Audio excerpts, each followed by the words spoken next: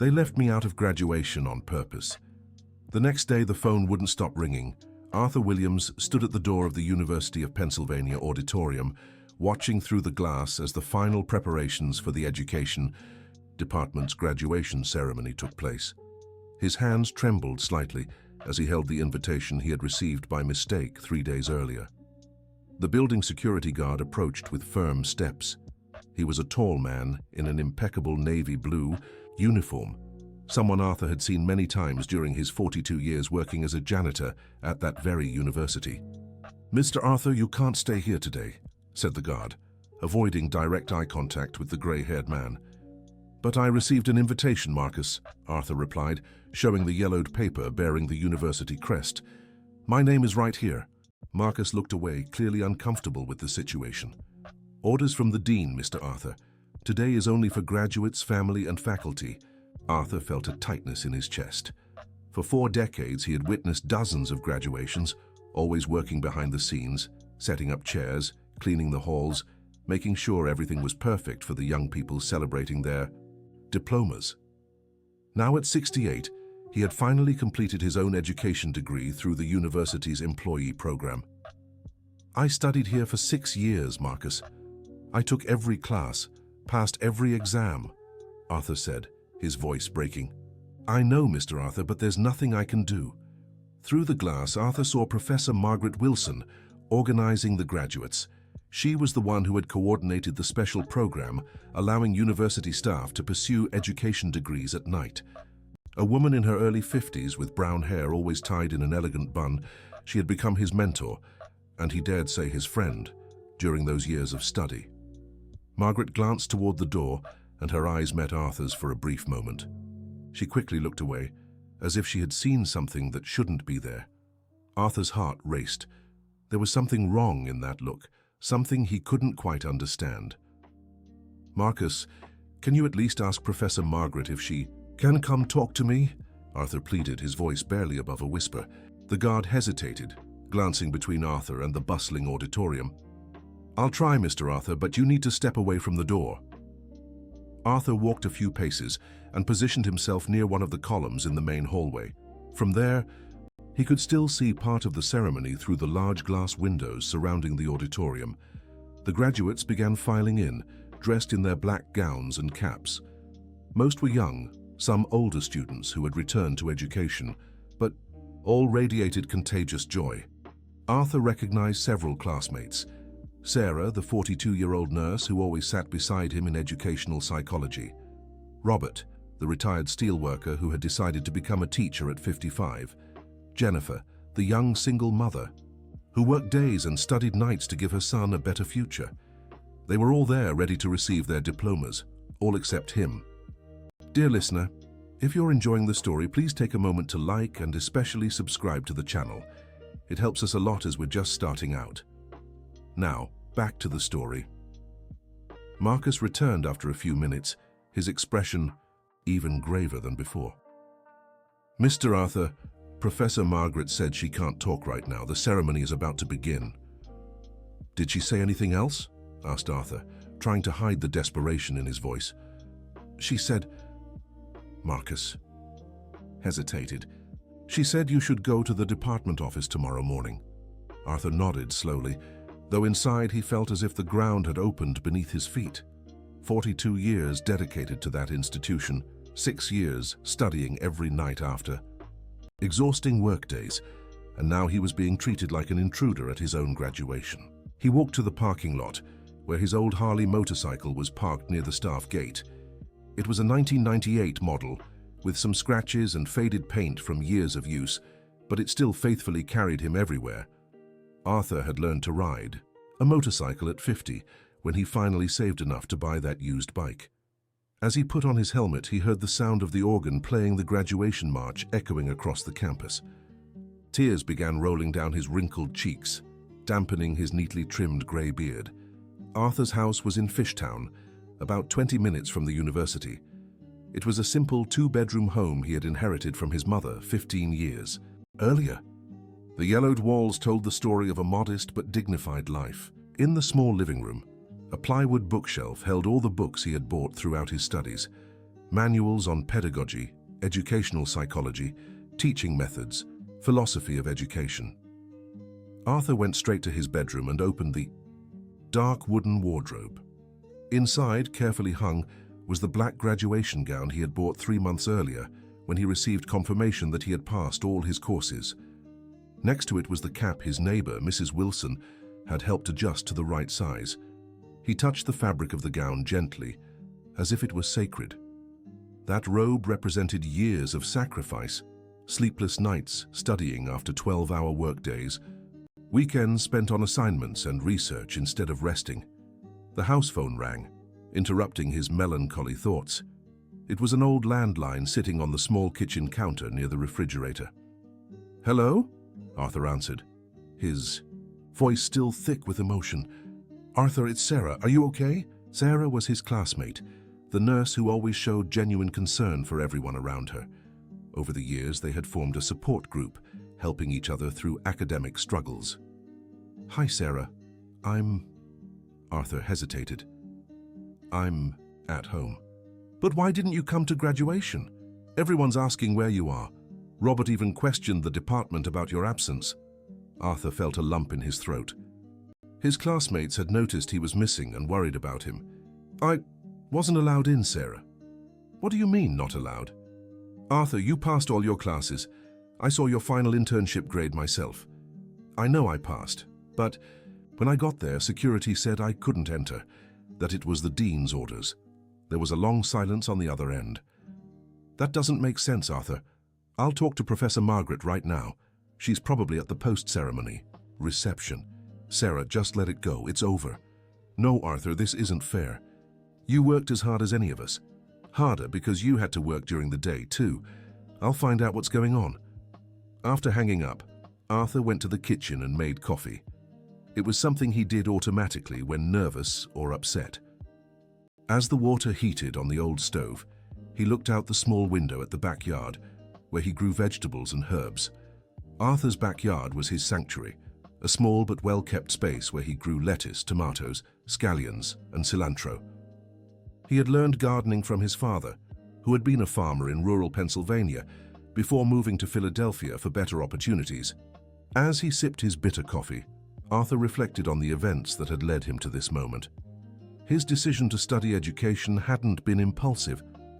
At 62, he realized he wanted to leave a greater legacy than just keeping the university clean and organized for decades. The idea had come during a casual conversation with Professor Margaret, 3 years before he enrolled. She had mentioned the special program for university staff, and something sparked inside Arthur. Maybe it was the memory of his mother, Mrs. Parker, who always said it was never too late to learn. Mrs. Parker had been a housemaid all her life but dreamed of being a teacher. She taught basic literacy to her employer's children for free, just for the joy of seeing kids learn. When she passed at 81, Arthur promised himself he'd one day fulfill the dream she never could. The phone rang again, pulling Arthur from his thoughts. "Hello?" "Arthur, it's Sarah again. I managed to talk to Professor Margaret." "What did she say?" She sounded really strange, Arthur. Said there was an administrative issue with your paperwork and that you should go to the office tomorrow." "What kind of administrative issue?" She wouldn't explain. "But something's really off about this. Robert is furious. He said he'll raise hell if they don't fix it." Robert was a strong-willed man who had worked as a union leader before retiring. During their years in the program, he'd become the class's unofficial spokesperson, always ready to fight for students' rights. "Sarah, I don't want you all getting into trouble because of me. Arthur, we're a team. You've helped everyone these past years. Remember when I struggled with educational statistics and you stayed up late explaining the concepts? Or when Robert almost dropped out in the 3rd semester and you convinced him to stay?" Arthur did remember. Over the 6 years of the program, he'd become something of a patriarch to the class of staff members. Being the oldest and having more experience at the university, his classmates often came to him for advice, both academic and personal. "I'll find out what's going on, Arthur. I promise." After hanging up, Arthur tried to distract himself with TV, but he couldn't focus. Images flashed before his eyes without registering. His mind was busy trying to understand what had gone wrong. He mentally reviewed his entire academic journey. He'd passed all his classes, some with excellent grades. His thesis on the importance of continuing education for elderly workers had earned praise from the review board. Professor Margaret had been his advisor and always seemed pleased with his progress. It made no sense for there to be an administrative issue right before graduation. The phone rang for the third time that night. "Hello? Mr. Arthur? It's Jennifer." Jennifer was the youngest in the class, a single mother of 28 who worked as a clinic receptionist by day and studied at night. Arthur had become a father figure to her over the years, always offering support when she struggled to balance work, school, and motherhood. "Hi, Jennifer. Everything okay? I was about to ask you the same thing. Everyone was worried when you didn't show up at the graduation. I'm fine, dear. It was just an administrative issue. Mr. Arthur, can I tell you something, but promise you won't be upset?" "Go ahead, Jennifer." "I heard Professor Margaret talking to the program coordinator right before the ceremony started. They were arguing about you." Arthur's heart raced. "What did you hear?" "Professor Margaret seemed really nervous. She said something about not allowing this to happen, and the coordinator replied that orders are orders. I didn't quite understand, but they mentioned your name several times." "Anything else?" "The coordinator said something about the institution's reputation, and Professor Margaret shot back that it wasn't fair. Then they saw me listening and stopped talking." Arthur felt a mix of anger and confusion. There was something deliberately arranged to keep him from the graduation, but he couldn't understand why. "Jennifer, thank you so much for telling me this, but now you should go celebrate with your classmates. Don't worry about me." "Mr. Arthur, no one's really celebrating knowing you're not here.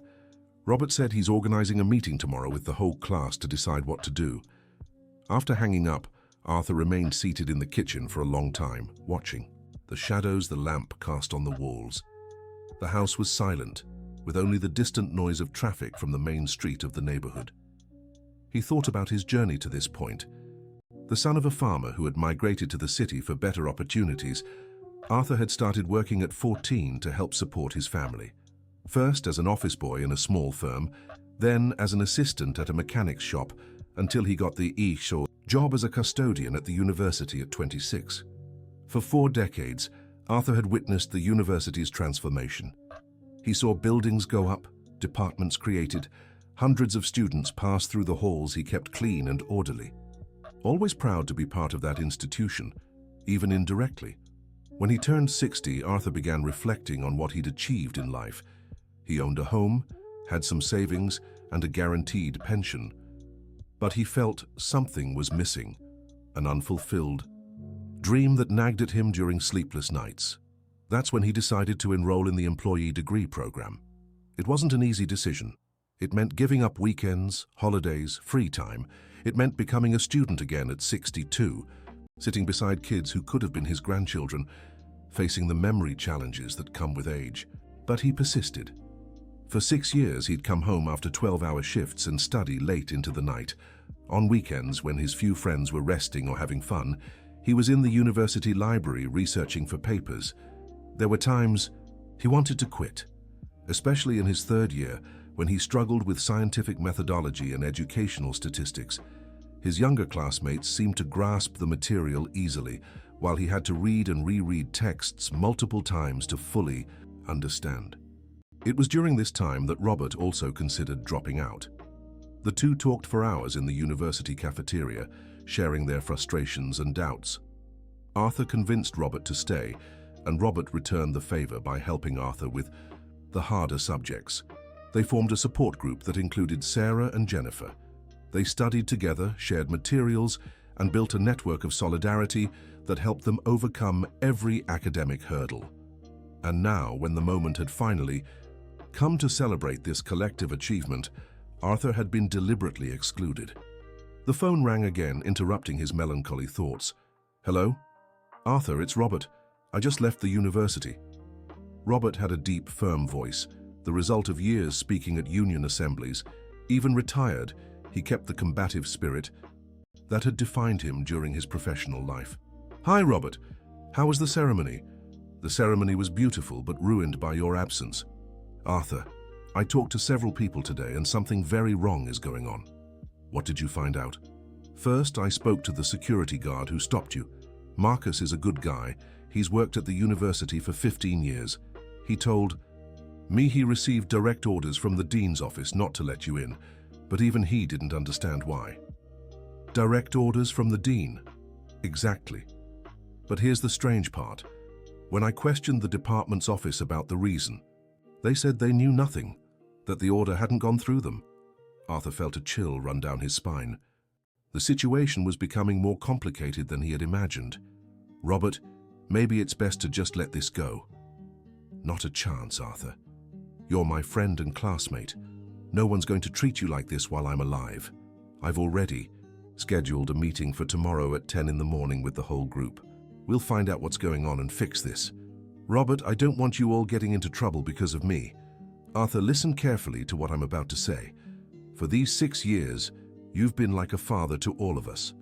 When Jennifer was struggling financially, you were the one who quietly organized a collection to help her buy her books. When I wanted to drop out in the 3rd semester, you were the one who convinced me to stay. When Sarah was overwhelmed at the hospital and falling behind on her assignments, you were the one who helped her organize her studies."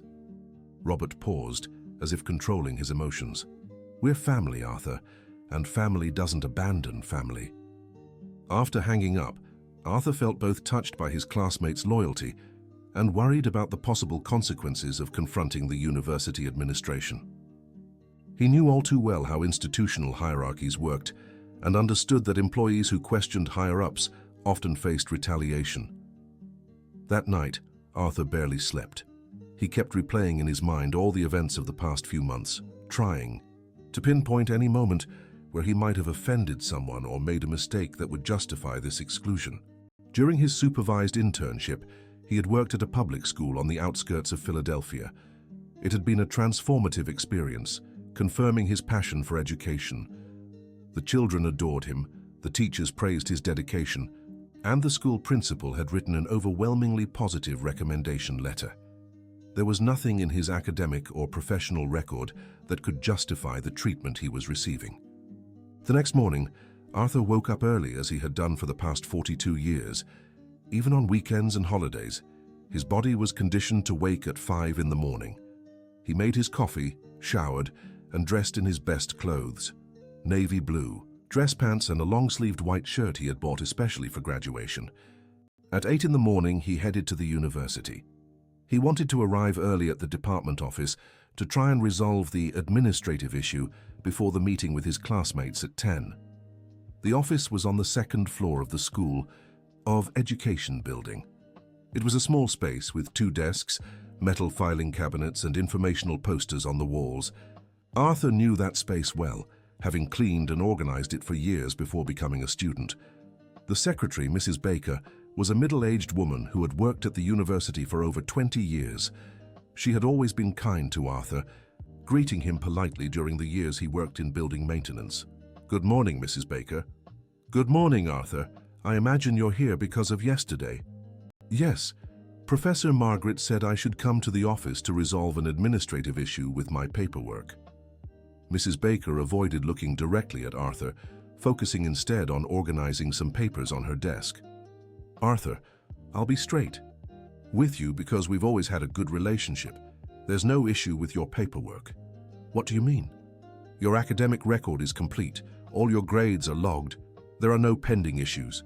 You should have graduated yesterday along with your classmates." Arthur felt his blood rush to his head. "Then why was I barred from the ceremony?"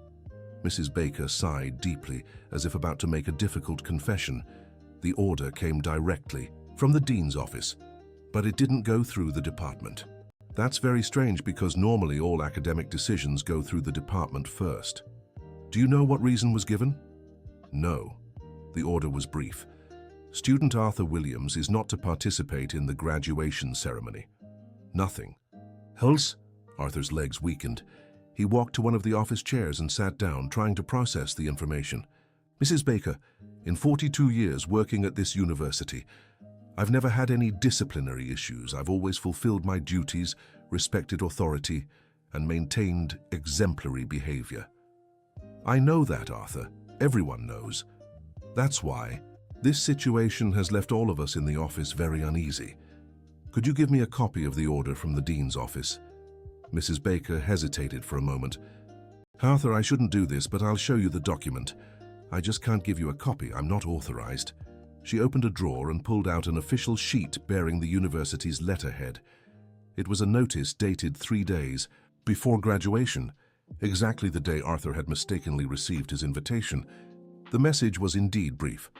By higher order, student Arthur James Williams, ID 2018.045.678, is not to participate in the Education Department graduation ceremony scheduled for November 15th. Please take the necessary measures. Signed, Dean's Secretary. Mrs. Baker, this makes no sense. By higher order means even the Dean didn't make this decision. That's how it seems. And look at the date, 3 days before graduation. If there were any real academic issues, they would have been flagged much earlier. Arthur studied the document carefully. There was something deliberately vague and suspicious about the order, as if someone wanted to block his graduation without leaving clear traces of their motives. Do you have any idea who this higher order could be from? Arthur, I've worked at this university for 20 years. I know all the administrative procedures. An order like this, vague and last minute, could only come from someone with a lot of power and a personal interest in harming you. Those words echoed in Arthur's mind like an alarm bell. Someone with a personal interest in harming him. But who and why? At 10 in the morning, Arthur headed to the university cafeteria, where he had arranged to meet his classmates. It was a familiar space, where he'd had hundreds of coffees over his years of study, often discussing coursework or simply talking about life. When he arrived, he found Robert, Sarah, Jennifer, and 8 other classmates sitting at 2 tables they had pushed together. Everyone had serious, determined expressions. Arthur, Sarah exclaimed, standing up to hug him. How are you? I'm fine, everyone, but you didn't have to gather like this for my sake. Of course we did, Robert interrupted. We've already found out a few things. Robert recounted the conversations he'd had the night before with long-time university staff. Apparently, several people were talking about Arthur's unexplained exclusion from graduation. Arthur, there's something you need to know, Sarah said, her voice filled with concern. Jennifer found out something important. Jennifer, who was sitting next to Arthur, seemed nervous. Mr. Arthur, yesterday I was helping organize things after the ceremony when I overheard a conversation between Professor Margaret and someone I didn't know. What kind of conversation? Professor Margaret sounded really upset. She said, this wasn't what we agreed on and that you didn't deserve to be treated like this. The other person replied, orders are orders and that some situations require tough decisions. Did you see who the other person was? It was an older man, well-dressed, who seemed to have authority. Professor Margaret treated him with a lot of respect, but also with some anger. Robert leaned forward, assuming his usual posture when he was about to make an important decision.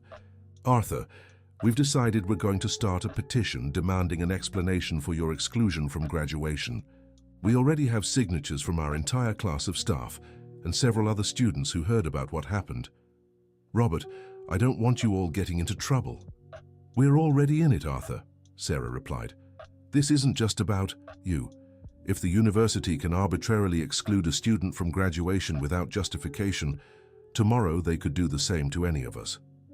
The group spent the next 2 hours drafting a formal letter addressed to the dean, requesting clarification on the criteria used to prevent Arthur from participating in the graduation ceremony. The document was written in respectful but firm language, highlighting Arthur's excellent academic record and questioning the legality of a decision made without apparent justification. When they finished, Robert offered to personally deliver the letter to the dean's office. I'll go with you, Arthur said. Better not, Arthur, you're directly involved. If I go alone representing the class, they might take us more seriously. Reluctantly, Arthur agreed. He arranged to wait for Robert at home and keep his phone handy for any updates. The phone was ringing when Arthur got home. Hello? Arthur, it's Professor Margaret. Arthur's heart raced. It was the first time his advisor had contacted him directly since the graduation incident. Professor Margaret, good morning. Arthur, can we meet this afternoon? I need to talk to you about what happened yesterday. Of course, Professor. When and where would you like? In my office at 4 o'clock, and Arthur, please come alone. The call was brief but left Arthur with more questions than answers. Professor Margaret's tone was strange, mixing urgency with something he couldn't quite place. Anxiety, fear. During lunch, Arthur barely managed to eat. He fixed himself a simple plate of rice, beans and a fried egg, but only picked at the food while his mind raced, trying to figure out what could be behind his exclusion from graduation. Robert called around 2 in the afternoon. Arthur, I just left the dean's office. What happened? The dean wasn't there. His secretary received our letter and said they would look into the matter and get back to us in due time. More evasiveness. Exactly. But I did get some interesting information. While talking to a long-time employee at the dean's office, she told me there have been several private meetings lately involving the dean and people from outside the university. Outside people? Yes, businessmen, local politicians, that sort of crowd. Apparently they're discussing some major project for the university.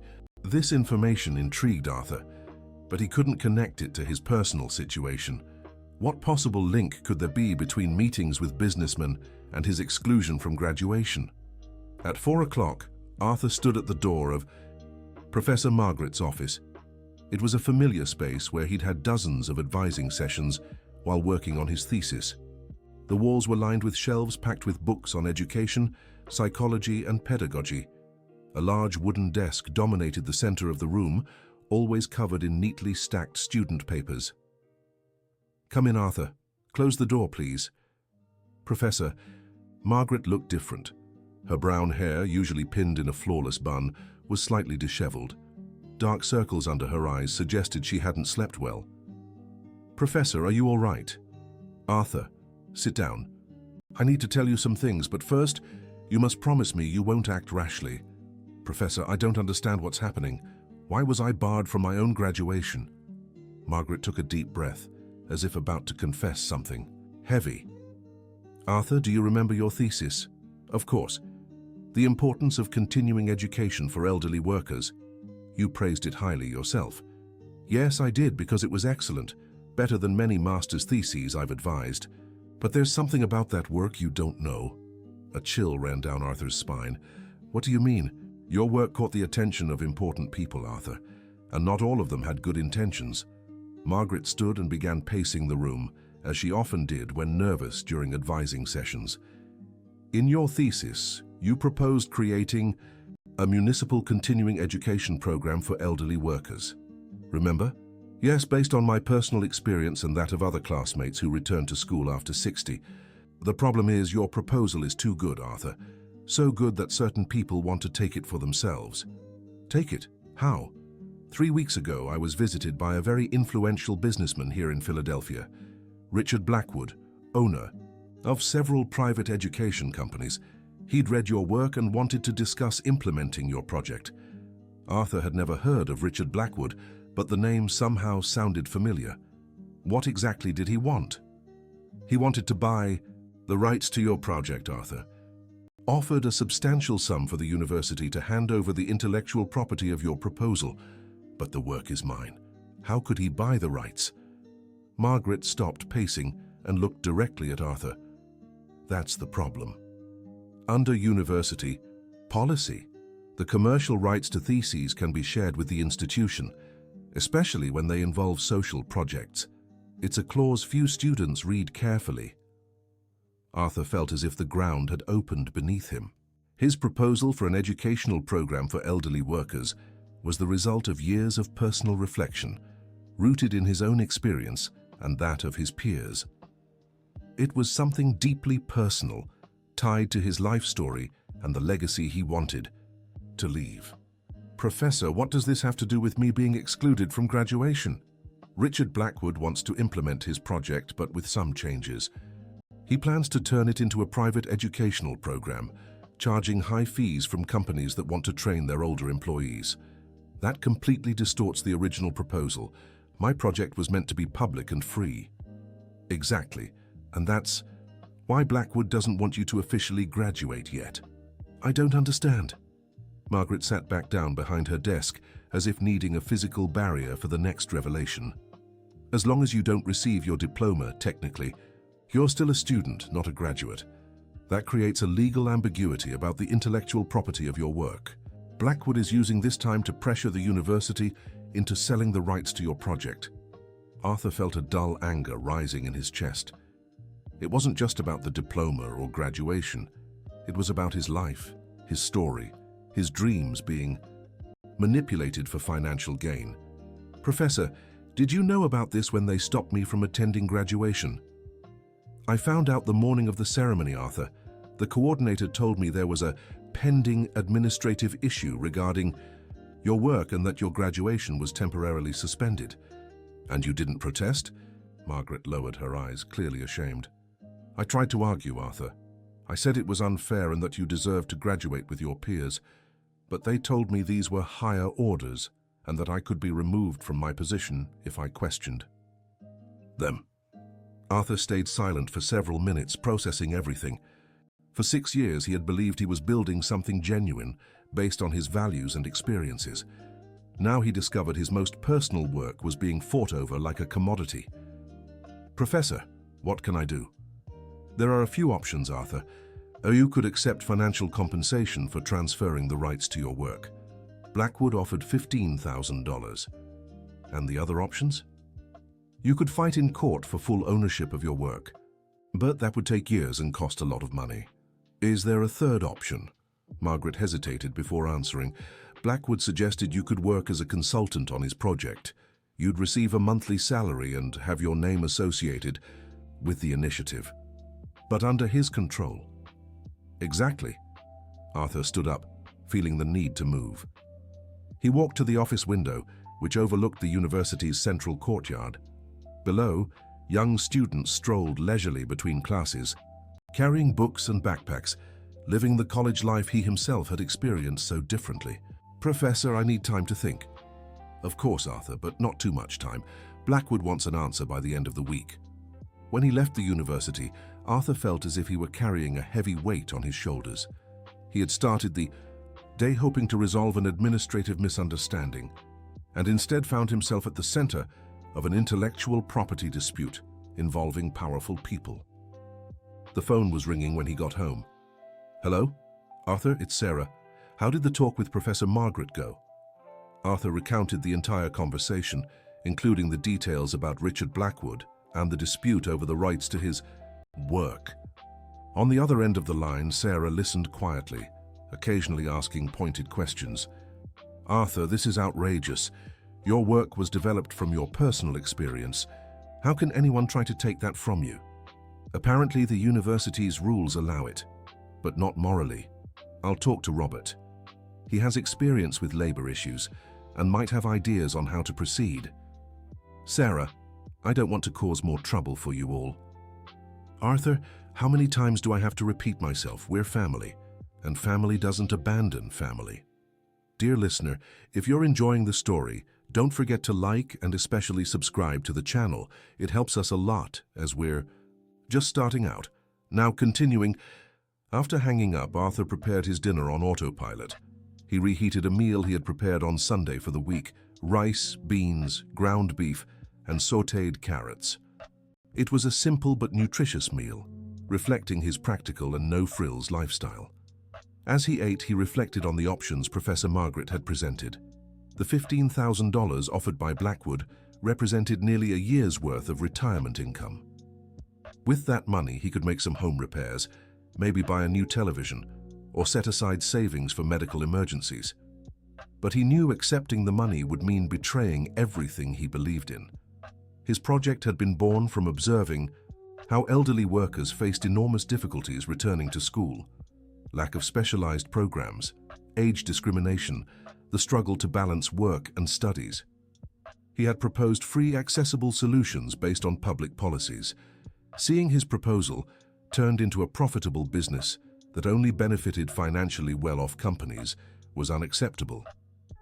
The option of working as a consultant for Blackwood's project didn't appeal to him either. Arthur had spent 42 years working under someone else's supervision. Now at 68, he wanted autonomy over his own ideas and projects. That left the third option, fighting in court. But as Margaret had warned, it would be a long, expensive process with no guarantee of success. Arthur didn't have the financial resources to hire a competent lawyer, and he knew Blackwood would undoubtedly hire the best professionals available. The phone interrupted his gloomy thoughts. "Hello? Arthur, it's Robert. Sarah told me about your conversation with Professor Margaret. What a piece of work, that Blackwood." "Robert, getting angry won't help. I need to think of a practical solution." "Arthur, I have an idea. Do you remember my brother-in-law, Michael?" Arthur vaguely recalled. Michael was a lawyer and had attended a few class gatherings during their college years. "Yes, I remember. Michael specializes in intellectual property. I spoke with him this afternoon, and he's interested in your case. He said there are legal precedents that could help us." "Robert, I don't have money to pay a lawyer." "Leave that to me. Michael owes me a few favors. Besides, he said if the case is strong, he could work on a contingency basis, only getting paid if we win." For the first time since his conversation with Professor Margaret, Arthur felt a spark of hope. "What does he think about our chances?" "He wants to review your complete work and the university documents before giving a final opinion. But he said cases involving academic appropriation have been successful in court, especially when there's evidence of undue administrative pressure." "When can we meet with him?" "Tomorrow at 2 in the afternoon, at his office. It's in downtown Philadelphia." Arthur slept better that night than he had since being excluded from graduation. For the first time, he felt he wasn't alone in facing an overwhelming situation. His classmates had proven to be true friends, willing to stand by him even when it might bring complications for themselves. The next morning, Arthur woke up with renewed energy. He prepared his usual coffee, took a shower, and gathered all the documents related to his thesis. The preliminary drafts, handwritten notes, bibliographic references, and the emails exchanged with Professor Margaret during the advising process. As he organized the papers, Arthur mentally revisited the creation of his project. The idea had come to him during a conversation with Mrs. Wilson, his 73-year-old neighbor, who always showed interest in learning new things but felt intimidated by traditional university settings. Mrs. Wilson had been a seamstress her entire life, a skilled professional who knew old sewing techniques that were fading with time. Arthur had suggested she look for a course to systematize and pass on her knowledge, but she felt too old to go back to school. That was when Arthur began reflecting on how many people like Mrs. Wilson existed, experienced workers with valuable knowledge who felt excluded from traditional educational spaces. His project proposed creating community centers for continuing education, where elderly workers could both learn new skills and teach their experiences to others. The model combined formal education with the appreciation of practical knowledge accumulated over a lifetime. It was an innovative idea, acknowledging the productive and creative capacity of older people in a society that tended to marginalize them after retirement. Now seeing this personal proposal being fought over as a commodity infuriated him deeply. At 2 in the afternoon, Arthur was in Michael's office, located in a commercial building in downtown Philadelphia. Robert had come with him, once again, showing his unconditional loyalty. Michael was a man around 40, wearing a dark suit and thin-rimmed glasses. His office was small but well-organized, with shelves full of legal codes and a desk covered in documents arranged in meticulous stacks. "Mr. Arthur, Robert told me about your situation. Did you bring all the documentation?" "Yes, I did." Arthur handed over the folder with all the documents related to his work. Michael examined each paper carefully, taking notes on a pad. "Mr. Arthur, I need to ask you some specific questions. Did you develop this project based on any prior work by someone else?" "No.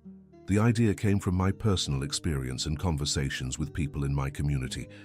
"Were the bibliographic researches you conducted guided by Professor Margaret?" "Yes, but the core ideas were already defined before I started studying the academic literature on the subject." "Can you prove you developed these ideas independently?" Arthur thought for a moment. I have some dated handwritten drafts, and I can provide statements from people who discussed the topic with me before I formalized the project. Michael continued reviewing the documents for another 30 minutes, asking precise questions about the development process. Mr. Arthur, in my opinion, you have a strong case.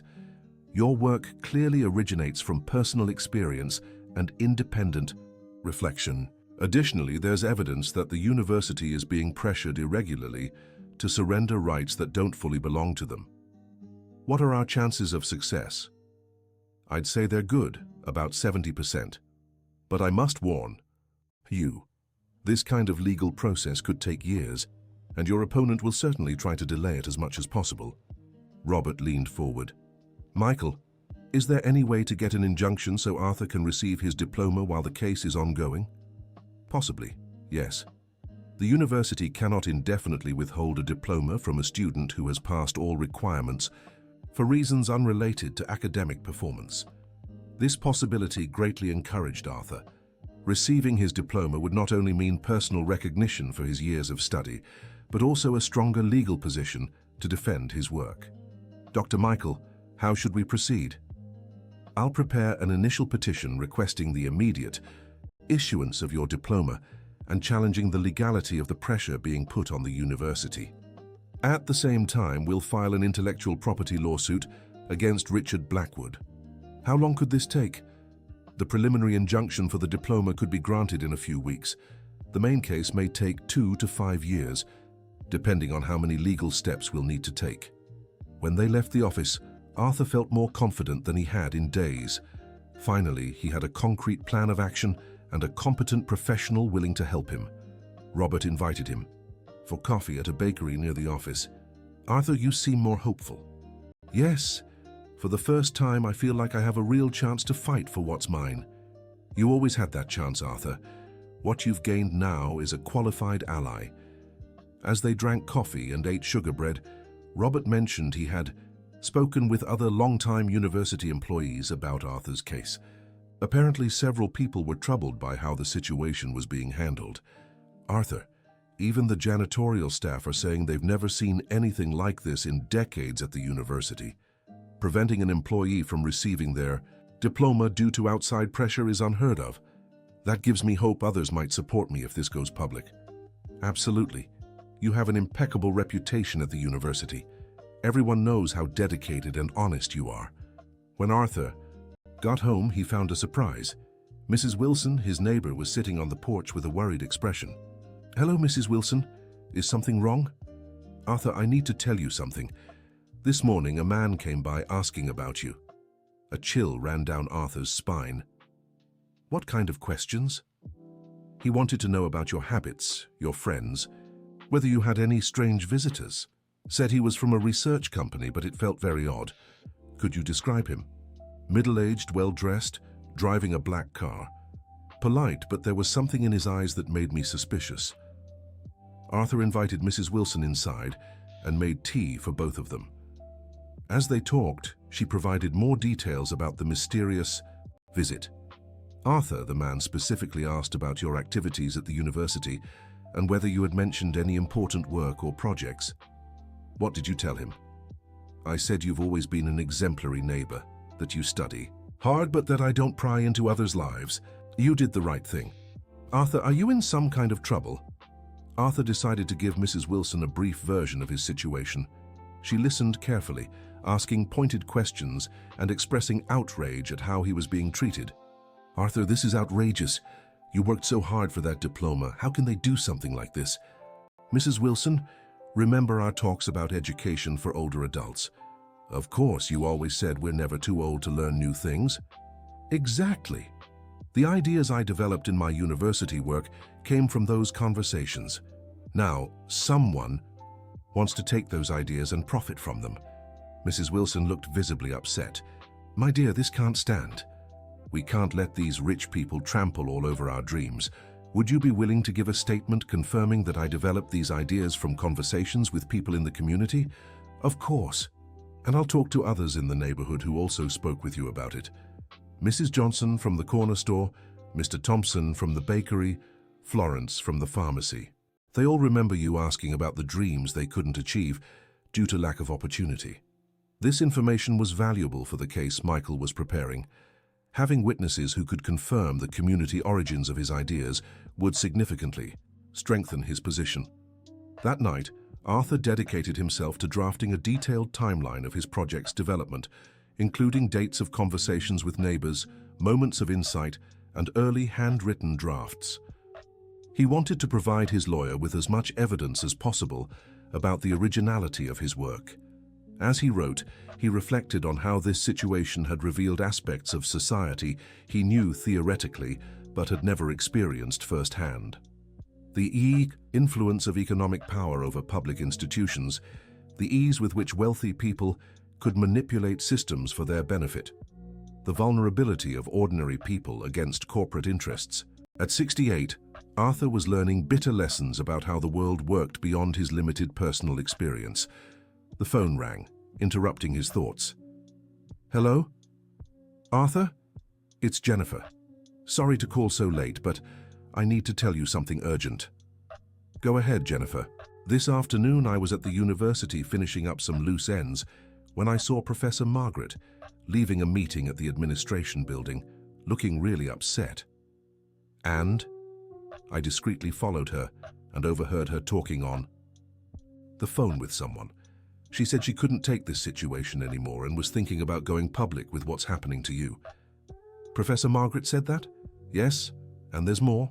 She mentioned having documents that prove irregularities in the process and that she was considering going to the press. This surprised Arthur. Apparently, Professor Margaret was more troubled by the situation than she had let on during their conversation in her office. Jennifer, are you sure about what you heard? Absolutely, and there's something else, Mr. Williams. After she hung up, I approached her and we talked a bit. She told me you're the best student she's ever advised and that she feels terribly guilty for not being able to protect you. Did she say anything else? She said she has copies of all the emails and documents related to your case and is keeping everything as insurance. This new information changed the game. If Professor Margaret really had documents proving irregularities, it could significantly speed up the legal process. Jennifer, thank you so much for telling me this. You're a true friend. Mr. Williams, after everything you've done for me over the years, it's the least I can do.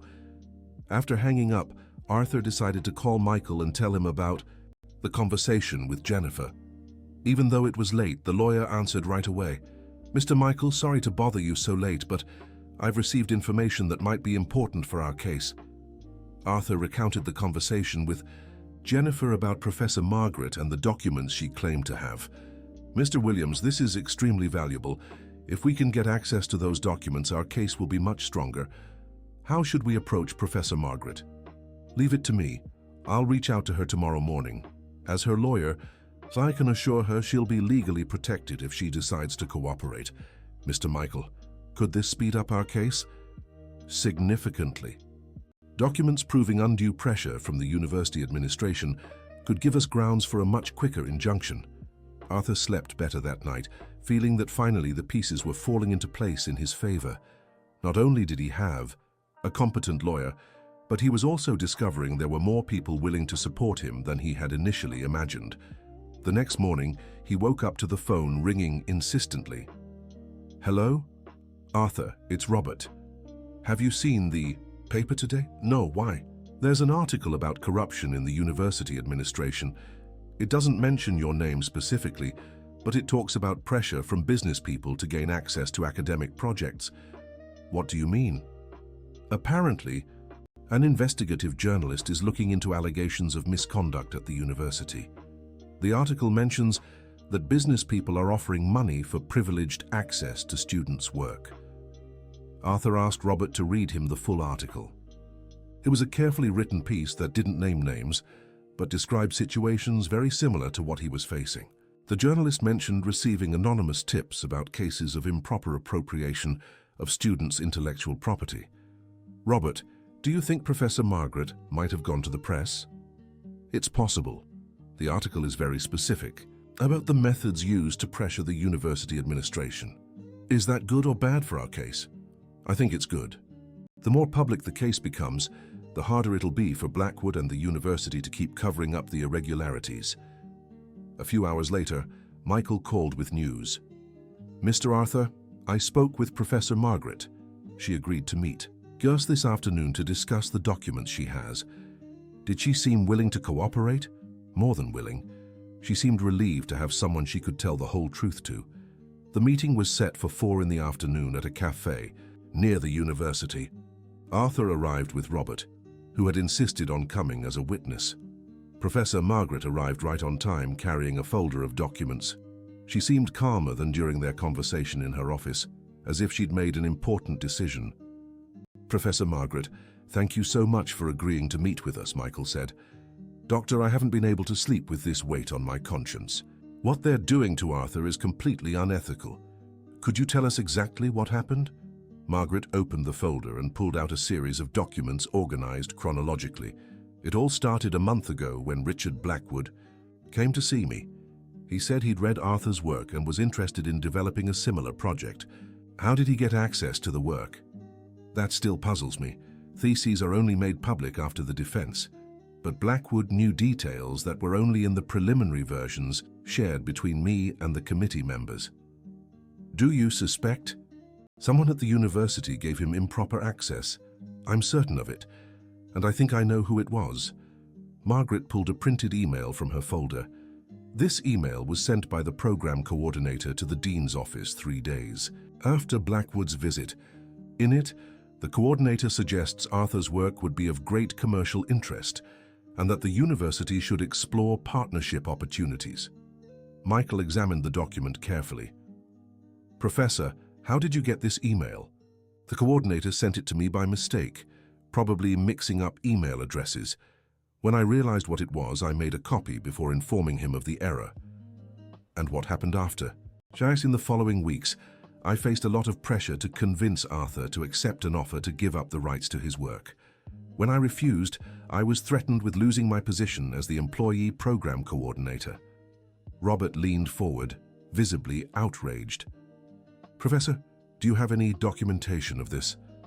"I have recordings of some conversations. In recent weeks, I started recording every meeting about Arthur's case." Michael looked impressed. "Professor, are you aware these recordings are very powerful evidence?" "Yes, and I'm willing to use them to defend Arthur." Over the next 2 hours, Margaret detailed the entire pressure campaign she had endured. Apparently, Richard Blackwood had orchestrated a network of influence that included members of the university board and even local politicians.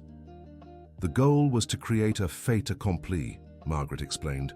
"As long as Arthur didn't receive his diploma, they would have time to formalize the transfer of his work rights to the university, which would then pass them to Blackwood.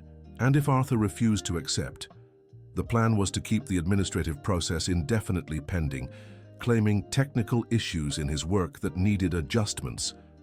Arthur listened in silence, feeling a mix of anger and admiration for Professor Margaret's courage in exposing this corruption. "Professor, why did you decide to support me?" "Arthur, in 30 years of teaching, you were one of the most dedicated and principled students I've ever known. Seeing your work stolen by greedy people deeply upset me." Michael organized all the documents and recordings Margaret had brought. "With this evidence, I can guarantee we'll succeed in both the injunction for your diploma and the main case. More than that, we can sue the university and Blackwood for conspiring to unlawfully seize intellectual property. How long will this take? With this evidence, I believe we can get a favorable injunction in 2 weeks. The full case may still take time, but we're in a very strong position now." When they left the cafe, Arthur hugged Professor Margaret gratefully. "Professor, I'll never forget what you've done for me." "Arthur, you've earned every minute of this fight. Now let's make sure you get everything you worked so hard for." The next morning, Arthur's phone wouldn't stop ringing. "Hello, Arthur, it's Sarah. Have you seen the paper today?" "Not yet. There's a huge article about your case. Apparently, some journalist got detailed information about what's happening." "What do you mean?" "The article specifically mentions you, Arthur. It names you, your history at the university, the work you did. It's a very well-written piece, framing you as the victim of a corruption scheme."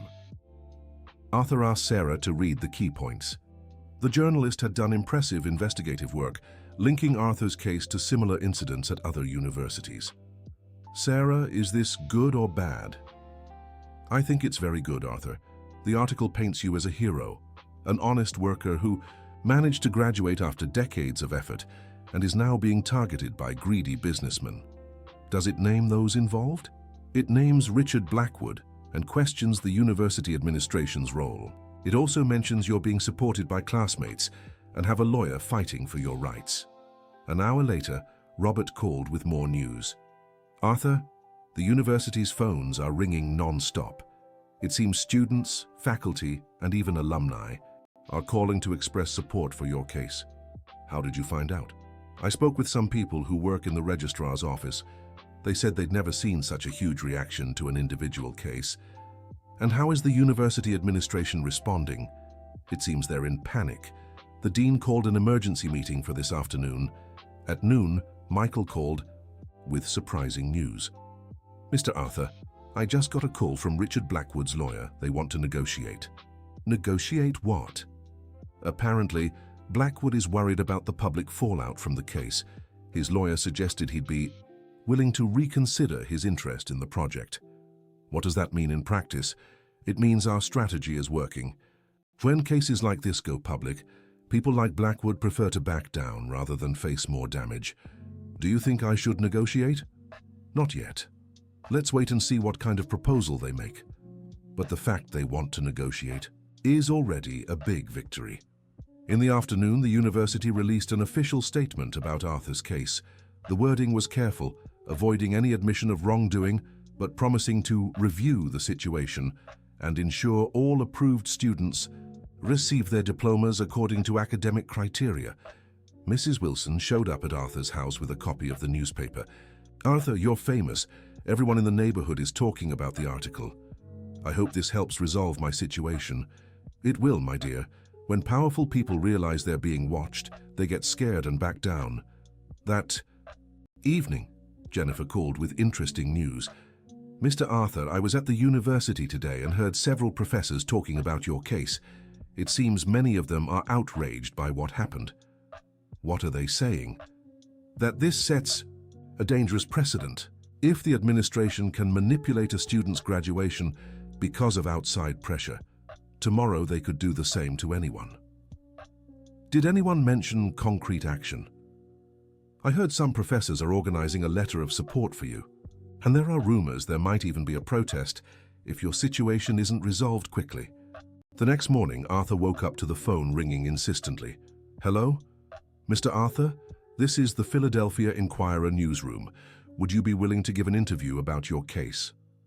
It was the first of many calls Arthur would receive that day. Journalists from different outlets wanted to hear his side of the story. Local radio stations asked him to join their programs. A TV channel requested permission to film a segment at his home. Arthur decided to accept only a few interviews, always with Michael by his side, to ensure he didn't say anything that could hurt the legal process. During an interview with a popular Philadelphia radio station, Arthur moved listeners by sharing his journey. I spent 42 years cleaning the university's halls, always dreaming of one day sitting in the classrooms as a student. When I finally made that dream come true at 62, I found that studying gave me an energy I hadn't felt in decades. And what was it like studying alongside much younger people? The host asked. At first it was hard. I was embarrassed to ask questions that seemed obvious to them. But little by little, I realized my life experience had value too. I could contribute practical examples that complemented the theory we were learning. What would you say to other people your age who are afraid to go back to school? That it's never too late to learn. Every day you gain knowledge is a day you grow as a person. Age brings physical limitations, but it can also bring an understanding that only comes with experience. After the interview, Arthur received dozens of calls from listeners expressing support and sharing similar stories. Apparently, his case had touched many people who also faced age discrimination in different situations. Michael called late in the afternoon with significant news. Mr. Arthur, Blackwood's lawyer, reached out again.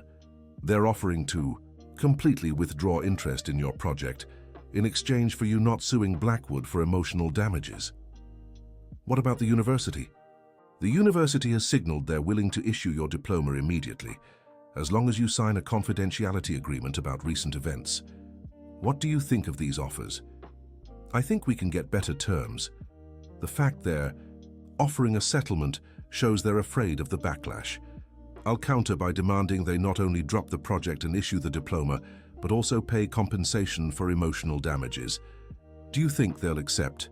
With the public pressure they're facing, I believe so. The next morning, Professor Margaret called with surprising news. Arthur, the program coordinator, has been temporarily removed from his duties. It seems the university is trying to distance itself from any involvement in the scheme.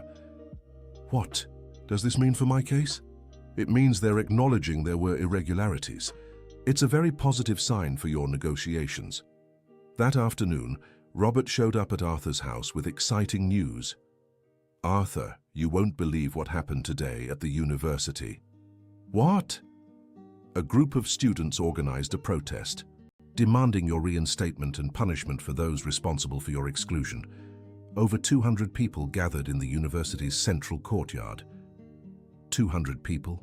Yes, students, professors, staff, many you don't even know personally but who were outraged by your situation. What exactly did they do? They gave speeches defending your right to the diploma, sang the university anthem, and held up signs calling for justice. It was very moving, Arthur. How did the administration react? They were visibly embarrassed. The dean sent a representative to say the case is being reviewed as a priority.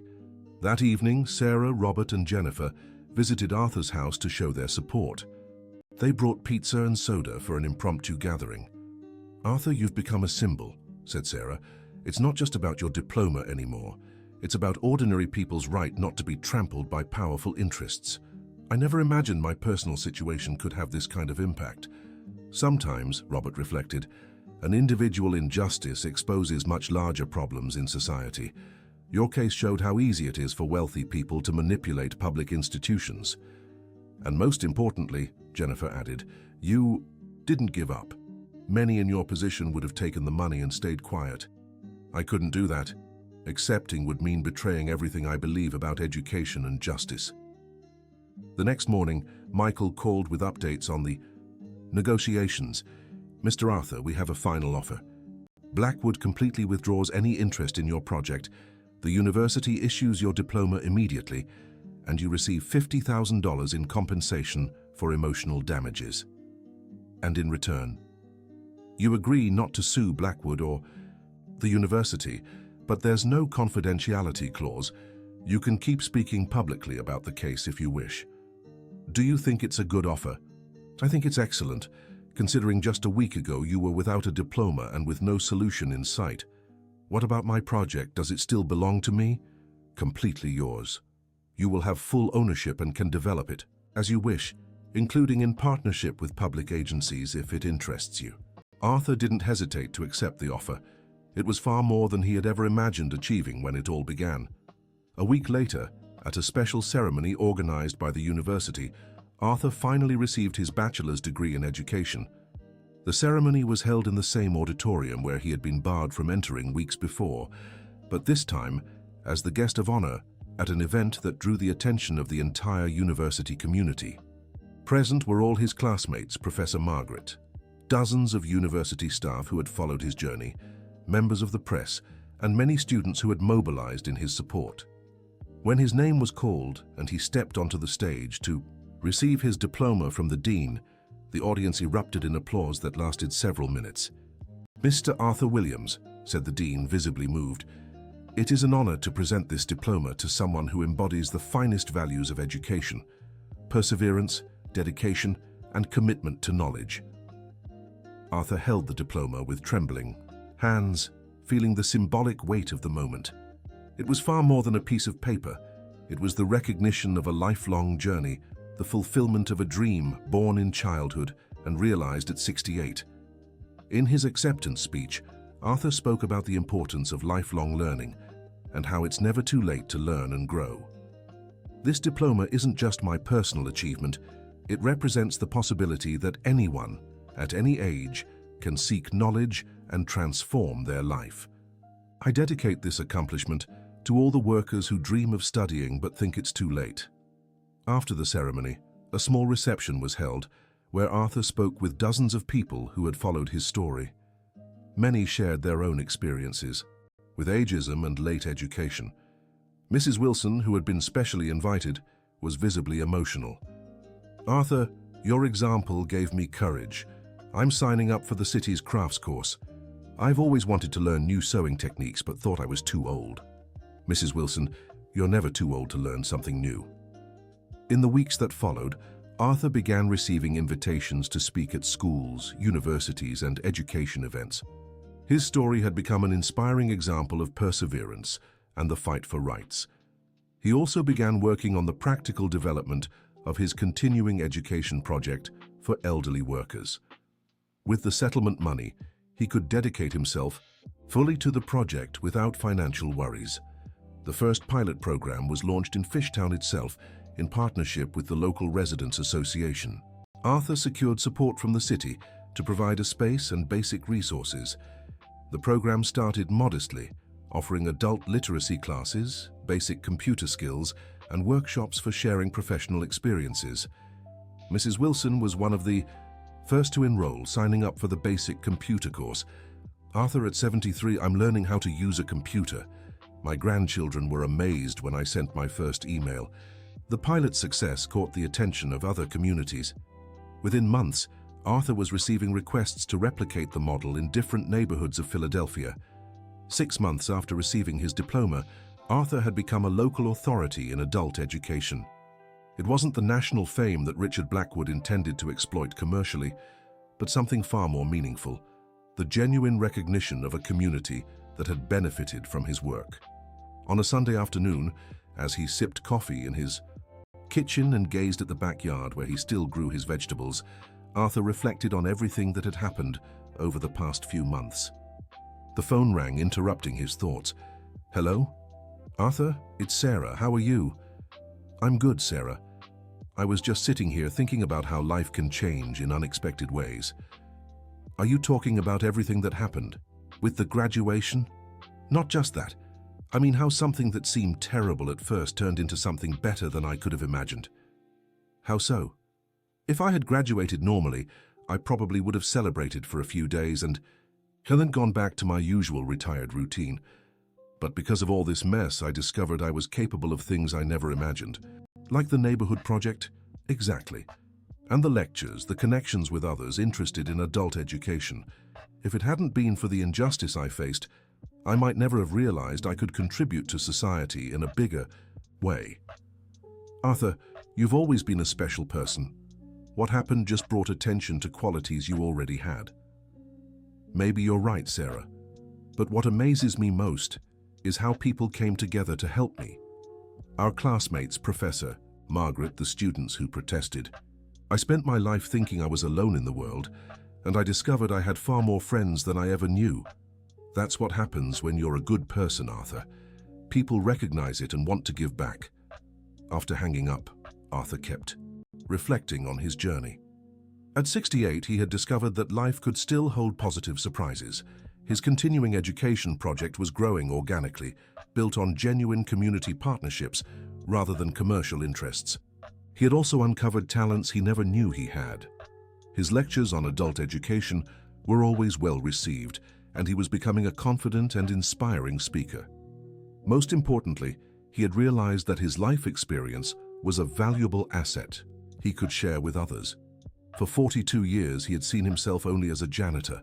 Now he saw himself as an educator and social activist. The phone rang again.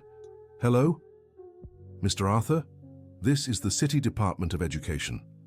We'd like to speak with you about the possibility of expanding your project to other parts of the city." Another opportunity was opening up. Arthur smiled, realizing his phone wouldn't stop ringing, but now with invitations and opportunities. Instead of problems and pressures, "Of course I'd be happy to discuss it." As he scheduled the meeting, Arthur thought about how his life had changed since that morning when he was barred from entering his own graduation. What had started as one of the worst experiences of his life had turned into the greatest opportunity he'd ever had. At 68, Arthur Williams had learned that it's never too late to start over, and that obstacles can become stepping stones to even greater achievements. End of story. Now, tell us what you thought of the story and where you're watching from. If you have something to share with us, leave your honest thoughts in the comments. Do you think Arthur made the right choice by not accepting the initial money? We'd love to hear your opinion. Thank you so much for joining us. Don't forget to like and, most importantly, subscribe to the channel so you don't miss other heartwarming stories like this one.